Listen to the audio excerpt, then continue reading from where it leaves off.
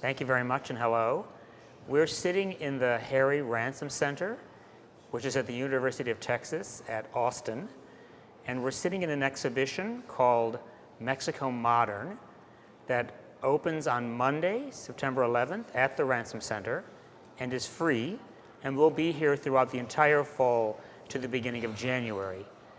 My name is Donald Albrecht, and I'm the co-curator of the exhibition. I also work at the Museum of the City of New York, which will be showing the exhibition in June of 2018. And I'm Tom Mellons, and I'm an independent curator. And Donald and I have worked together many times for many years, and in fact started working on this exhibit quite a while ago when we were very fortunate. Donald had worked here previously, and I had participated in a symposium here. And we were very fortunate to be granted research fellowships at the Ransom Center. So we spent a portion of the summer of 2013. So it's been a while.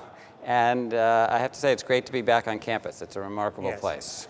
And one of the great things about the Ransom Center is the voluminous and the diversity and the variety of the collections here. And in our research in the summer of 2013, we discovered that there were enough collections that allowed us to tell a very interesting, large-scale theme of transnational artistic dialogue. So this exhibition brings together about 95% of the exhibition of about 250 objects come from the Ransom Center, and it tells the story of the dialogues between various Americans and many Mexicans in the 1920s and the 1930s, a moment that the show calls the Mexico moment. The dates were determined by historical factors. The armed phase of the Mexican Revolution, which transformed the nation, ended in 1920. And at that time, the nation was very focused on forging a new national identity after this decade of violence. And they used art to do that, which is a kind of incredible concept when you think of how national identities are expressed. And they were not doing this alone. There were people from around the world who were paying attention to this, who had paid attention to the revolution and wanted to know how this country was going to move forward. And particularly, there were people in the United States who became directly involved in forging the so-called Mexican moment. It ends, or when we started our research, we said, okay, we're telling this story, where is it going to end? And we discovered that there was a seminal event in 1940 in New York that related to Mexican art and Americans' involvement in it, and that would be a good moment to end. And then we pushed it a little bit forward to 1945. So maybe you can tell us about the event in 1940. Yes, in 1940, at the conclusion of this dynamic period of art, the Museum of Modern Art presents an exhibition called 20 Centuries of Mexican Art. And it brings together 5,000 objects, fine art paintings and sculptures, as well as ephemera, craft, toys, masks, that brings together everything about Mexican art, as it says, in 20 centuries. And this show is an enormous popularity success. I mean, it is. Today, Facebook would be covering it. Every media at the time, from magazines to radio to Macy's department store, covered this exhibition. And there's a woman in this exhibition named Anita Brenner, whose collection is here at the Ransom Center, who was an anthropologist, and who is one of those people who is both Mexican and American and makes these kinds of connections. And she basically says, well, now that the Mexican art moment has been so celebrated and christened as great by the Museum of Modern Art in New York City, the avant-garde and the most dynamic phase is largely over.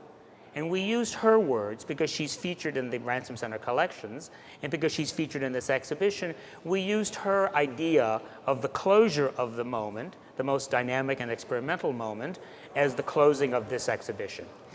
Anita Brenner, as Donald said, is a key factor in this story, but she's also expressive of how the exhibition is organized. Donald and I, of course, were looking for organizing principles. I would say that if we had to generalize about how we work, not only on this exhibit but on others, that we immerse ourselves in the subject and in the material and see as much as we can. And in the case of the Ransom Center, it's virtually endless.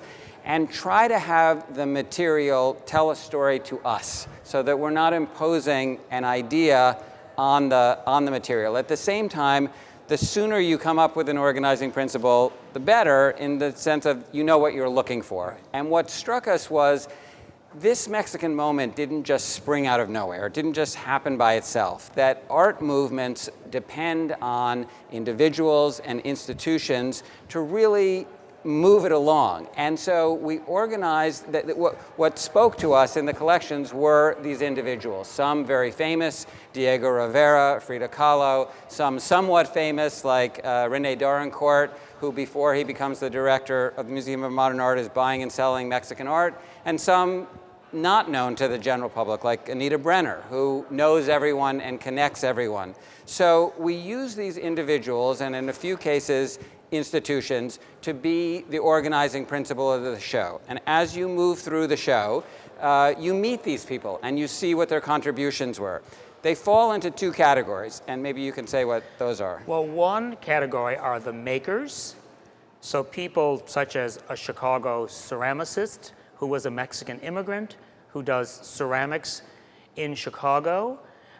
Diego Rivera, who does murals in the United States, and his work is exhibited. Frida Kahlo, his wife, he marries her, then divorces her and marries her again. So there's a interesting kind of sexual story going on behind some of these relationships. David Alfaro Siqueiros, a man named Orozco, these are the best known names. Then there's a group of people we dub the promoters.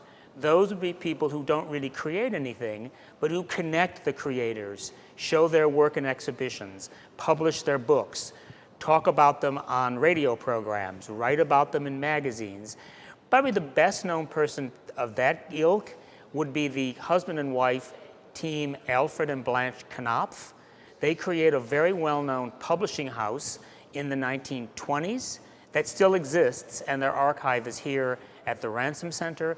They published the work of a man named Miguel Covarrubias, who was a great Mexican artist and illustrator featured in the exhibition, who comes to New York and is shown in magazines doing wonderful kind of caricatures and cartoons. They also published the work of the great author D.H. Lawrence. Lawrence is British, but he goes to Mexico and he writes a book called The Plumed Serpent, which is published by the Knopfs in the 1920s. And set during the Mexican Revolution. Set during the Mexican Revolution. As we were meeting these people, we realized that there are, in a sense, two stories that we're telling at the same time. One is about the Mexican moment, but the other is about the Ransom Center, because this is happening at a great university, and there's a didactic dimension to it. So you learn something about what the University of Texas has collected and how archives can be used. So for example, there are paintings by Frida Kahlo and Diego Rivera, but there's also ephemera, and there are letters, and there are personal photographs. There's invitations. Yeah, and all of that material becomes, they all become tools for really understanding who these people were and what this moment was all about. It also teaches you that art is not confined to one nation, that there are transnational dialogues that break down borders, and that's what was going on in this 1920s and 30s period. We also, interestingly, see the role of women. Women play an outsized role in this particular movement. And one of the reasons may be that Mexico at the time offered American women a kind of freedom that they maybe didn't have in the United States. It also could be because modern art, which we know about today kind of commonly, was a new phenomenon. Modern art was a new field in the 1920s and 30s. And maybe because it was new, there wasn't such an old boys network set up, and women were able to come and to do very significant, not only art, but they could start magazines, they could publish books. Blanche Knopf is a great example. She was the most powerful, she was the first woman to be powerful in American publishing. And it wasn't just because she was married to the name of the firm, but she was a great businesswoman and a great finder of talent. So she was the most powerful woman in publishing, the first time that an American woman was so powerful. One of the things that we found so intriguing about the Mexican moment, it seems sort of obvious, but it is both distinctly Mexican and distinctly modern. And what the introduction of modernism did, the reason that it was such a powerful tool for the Mexican government and people in Mexican cultural circles, is that it allowed them to forge an identity that didn't seem based or reliant on cliche visual images, that it could give a freshness that while they were mining their own incredibly rich visual culture, going back to ancient times and through the colonial period and embracing what we call craft or folk art, what at the time was often referred to as popular art. While it's doing all those things, the introduction of modernism allows it to seem fresh and relevant and an appropriate identity for a country that is, in a sense, emerging onto the world stage in the 20th century. And the show doesn't just bring together flat artwork, it brings together three-dimensional elements. One example is there was an architect, an American architect, who taught at Tulane University named William Spratling. And in the early 1920s, he goes to Mexico, and he goes to the city of Tasco, where there had been a tradition of mining silver, but he creates new designs in silver, specifically silver jewelry and decorative objects for the home. And he worked with a group of younger people, many of the great Mexican jewelers, like Hector Aguilar, Los Castillos. If you go online, you can find these names. Their work is still very popular today in the secondary market. But he creates a whole field of modern Mexican jewelry, and he creates a whole generation. He forges a whole generation. He's an American, but he forges a generation of Mexican jewelers whose work is still highly prized and collected today by leading collectors and by museums all over the country. And the dialogue is actually broader than just the United States and Mexico. There's actually an international community. We focused on people from the United States, but there are other people who are going to Mexico, sometimes accompanied by people from the United States, and they go for all sorts of reasons. So Spratling goes and becomes a mentor to these Mexicans, and that's a kind of organic development. Other times, the Mexican composer, Carlos Chavez, who then plays a very important role in the government. He's the head of the cultural wing of the Department of Education. He specifically invites the American photographer Paul Strand to come, this renowned modernist, and to help them create this new image of the nation. Sometimes, like Tina Modotti, they are fleeing other countries. There's an element, something that we haven't discussed yet, is there's a political element to all of this, and that goes beyond just the Mexicans using this as part of a cultural development.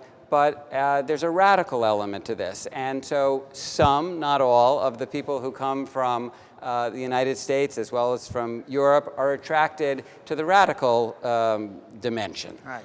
One of those is Curators, who oftentimes is one step ahead of the law. Right. He comes to Los Angeles in the early 1930s, and while he only stays a few months, about 6-7 months, he paints 3 murals. Interestingly, he then is deported back to Mexico and ultimately comes to New York City. And in New York City, he sets up an experimental workshop. And one of his students is the famous American painter Jackson Pollock. And in some ways, Curators, the Mexican, is highly influential on Jackson Pollock because Curators actually paints on the floor the way Pollock does. The canvases are very large, the way Pollock's canvases are. So in the formation of this famous American abstract expressionist artist Jackson Pollock, you have a Mexican connection during the 1930s. There's another interesting connection, which is, of course, the murals are at the heart of this Mexican moment. And part of the reason that murals are so interesting to the Mexicans is because of the radical political orientation. They're interested in an art that isn't necessarily bought and sold, that isn't all about money. And murals in public buildings are a perfect example of that. They're also interested in communicating to a very, very broad audience, including people who don't read and write. And so the Mexican murals are a perfect way of doing that. That's of particular interest to Americans during our Depression, when the government is hiring artists who are out of work, and they're doing murals in places like post offices and city halls, and they're directly inspired by the Mexicans. By the Mexican tradition. And many American universities hire Mexican artists. So Dartmouth College hires Orozco. The New School in New York City hires Orozco. Yeah. Claremont College hires Siqueiros. Yes. Siqueiros.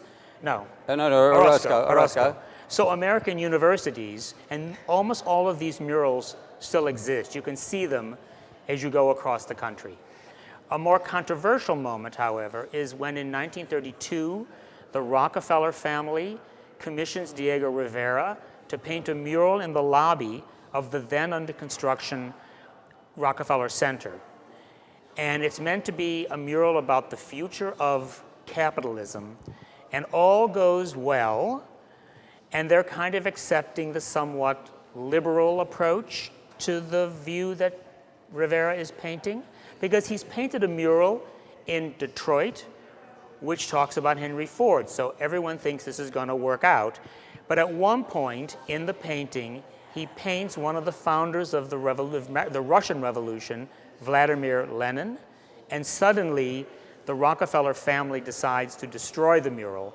There is considerable controversy around censorship and artistic freedom at the time. This is 1932, so history oftentimes, as we know, repeats itself, but the mural is destroyed.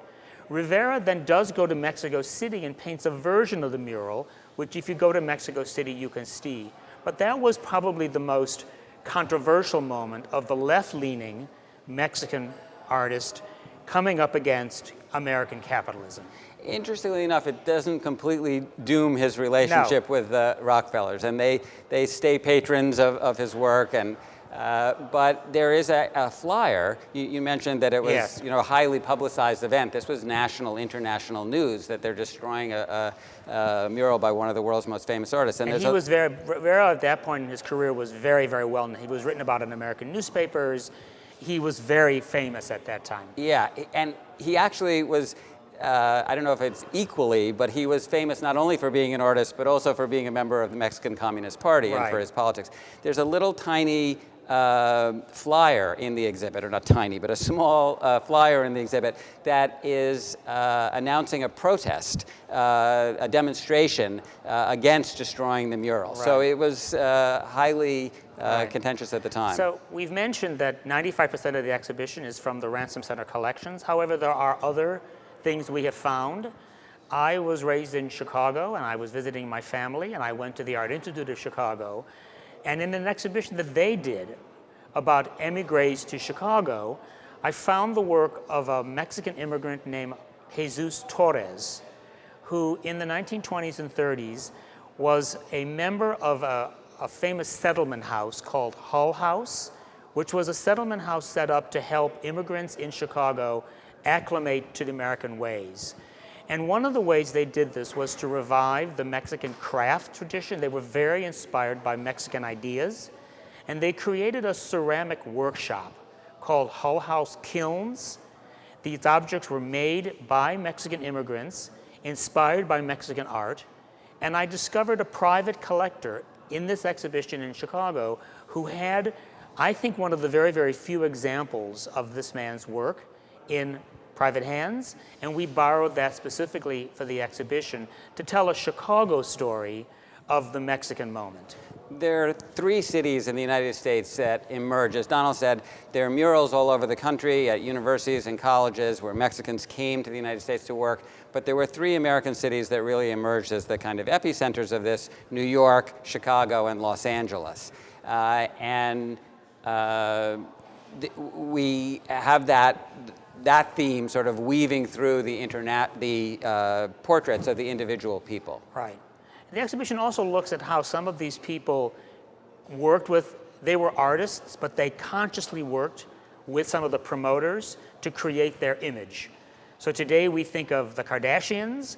There were people just like them then, basically shaping their image with photography, shaping their image with dress and image.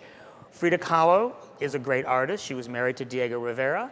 She has a romantic relationship and a professional relationship with a Hungarian-born photographer named Nicholas Marai. And he takes some of the most famous photographs of her in Mexican dress, looking very traditional, oftentimes set in very modern settings. So you'll get this fusion of the ancient and the modern, the Mexican and the more sort of American dimension, fused in these famous images that Nicholas Marai took. They're color photographs in the 1930s, which was very, very rare. But part of Frida Kahlo's, essential to her imagery, is the colorful dress that she wore. I would imagine if he had not used color photography, she would not be the kind of celebrity that she is today. The colorfulness of the Mexican dress is what makes her very, very popular in these photographs that he starts in the 1920s. She's much less known then, in the 1930s, than she is today. Women scholars, especially in the 1970s, rediscovered her in many ways in the 1970s and raised her up from out of the shadows. And in a way, Frida Kahlo is the perfect distillation not only of the Mexican moment, but in a certain way of this exhibit, in the sense that we're featuring her art, but we're also saying she didn't just spring out of nowhere, Mama Mexico. There was a lot of effort put into creating this mythology, which, as you say, didn't really take root until decades later, or I should say it took root during the Mexican moment, but it didn't really fully flower until decades later. But she is a part of orchestrating her own mythology. So it's the art, but it's also, in a sense, behind the scenes. It's behind the scenes. And that's exactly what the exhibit is about. And that's what these networks are about, these communities. It's meant, the exhibition is meant to show that art doesn't exist just one artist working on his or her own, but comes out of the cauldron of these connections in these communities. Yeah, and as I think you mentioned twice now, romantic relations. Yes. When we were working on the book that accompanies the exhibit, and we were going into a little bit more detail about some of these people's lives, we kept running up against the fact that they had actually had romantic relationships with each other, and I think maybe after the 5th time we discovered that, we thought, maybe we don't include that every single time. And, oh yeah, and then she actually had an affair with him. It's getting a little repetitive. Just assume it's happening with everybody. That's right. You can go on that assumption. Right. Unless otherwise noted. All right. So, thank you very much. And again, the show is here through January 1st, and it's at the Harry Ransom Center at the University of Texas at Austin. So if you can't see it here, which we hope you can also see it at the Museum of the City of New York, where it opens in June of next year. There's also a book in conjunction with the exhibition. And maybe we'd just add one thing, which is that Donald and I were working on this for a long time. And when we started, it was obviously a very compelling subject to us. But the notion of nations having cultural dialogue, the world has somewhat changed since then, and it seems only more relevant now, particularly with those two nations, but with any two nations, the notion of cooperating for cultural ends seemed really relevant to us. Yeah, that's why the show is subtitled Art, Commerce, and Cultural Exchange, because it isn't just about the art. There is a commercial dimension. There are galleries involved that are selling the work, making a market for the artists, but it's also broader about cultural exchange between two nations. Good. Good, thank you. So we hope you'll come and enjoy it.